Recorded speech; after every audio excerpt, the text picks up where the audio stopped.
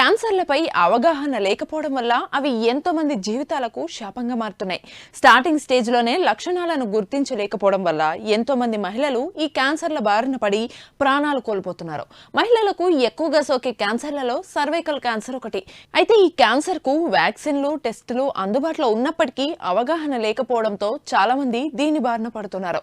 అందుకే కేంద్ర ప్రభుత్వం కూడా దీనిపై ఫోకస్ పెట్టి అతి తక్కువ ధరకే వ్యాక్సిన్లను అందుబాటులోకి తీసుకువచ్చింది.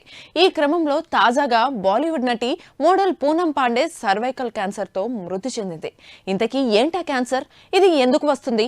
దీని లక్షణాలను ఎలా గుర్తించాలి? ఈ క్యాన్సర్ ను నివారించాలంటే ఏం చేయాలి?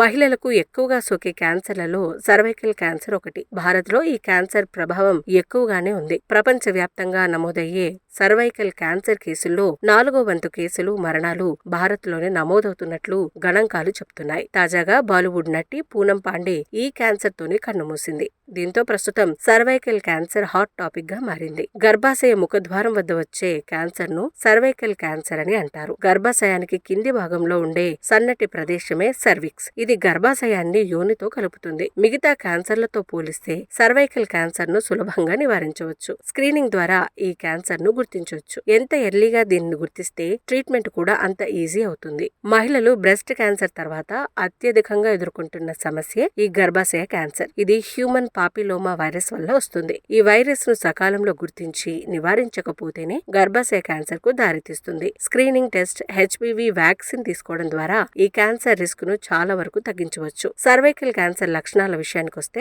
పీరియడ్ సమయంలో అధికంగా రక్తస్రావం కావడంతో పాటు లైంగిక చర్యల్లో పాల్గొన్న తర్వాత రక్తస్రావం జరుగుతుంది. పొత్తి కడుపులో నొప్పి, యోనిలో నొప్పి, మంట రావటం, దుర్వాసనతో కూడిన వెజైనల్ డిశ్చార్జ్, పదే పదే మూత్రానికి వెళ్లాల్సి రావటం, యూరిన్ సమయంలో నొప్పి రావటం వంటి లక్షణాలు కనిపిస్తే అది సర్వైకల్ క్యాన్సర్ గా గుర్తించాలి. కడుపు ఉబ్బరం, అలసట, నీరసంగా అనిపించినా విరేచనాలు అవుతున్నా సర్వైకల్ క్యాన్సర్ గా అనుమానించాలి. వెంటనే వైద్యుల సహాయం తీసుకోవాలి. ఇక ఈ క్యాన్సర్ బారిన పడకుండా ప్రస్తుతం 9 ఏళ్ల బాలికల నుంచి 26 ఏళ్ల మహిళల వారికి టీకా అందుబాటులో ఉంది. అటు కేంద్రం కూడా దీనిపై ప్రత్యేక దృష్టి సారించింది. 9 నుంచి 14 ఏళ్లలోపు బాలికలు సర్వైకల్ క్యాన్సర్ బారిన పడకుండా వ్యాక్సినేషన్ ను ప్రోత్సహిస్తామని ఆర్థిక మంత్రి నిర్మలా సీతారామన్ బడ్జెట్ ప్రసంగంలో ప్రకటించారు. సర్వైకల్ క్యాన్సర్ అనేది హ్యూమన్ పాపిలోమా వైరస్ వల్ల వస్తుంది. This is a sexually transmitted virus. ఈ వైరస్ కి ఎగెనెస్ట్ గా యాంటీబాడీస్, ఎగెనెస్ట్ గా వైరస్ వ్యాక్సినేషన్ స్టార్ట్ చేశారు. తయారు చేయబడింది, అది స్టార్ట్ చేశాము.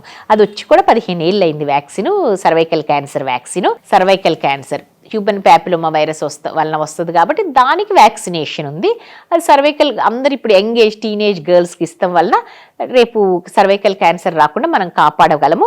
ఇదివరకు అది చాలా కాస్ట్ ఉండేదమ్మా. 3 డోసు 10,000, ఆల్మోస్ట్ 8,000 to 10,000 అయ్యేది. బట్ ఇప్పుడు గవర్నమెంట్ ఇండిజినస్ వ్యాక్సిన్ అది పూణే వాళ్ళు తయారు చేశారు, సీరం ఇన్స్టిట్యూట్ వాళ్ళు. అది ఇప్పుడు 200కే అవైలబుల్ ఉంటుంది. అది డెఫినెట్గా ప్రైమ్ మినిస్టర్ గారు నరేంద్ర మోడీ గారు అనౌన్స్ చేశారు. It's all school going children ఫ్రీగా ఇస్తాము అని.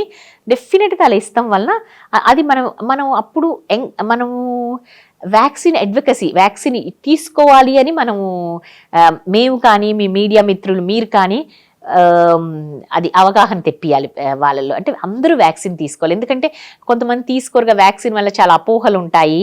అండ్ కోవిడ్ కూడా ఫస్ట్లో అంత యాక్సెప్ట్ చేయలేదు. ఎప్పుడైతే సెకండ్ వేవ్లో కొంచెం డెత్స్ ఎక్కువైనా అప్పుడు అందరు తీసుకోవటం మొదలు పెట్టారు.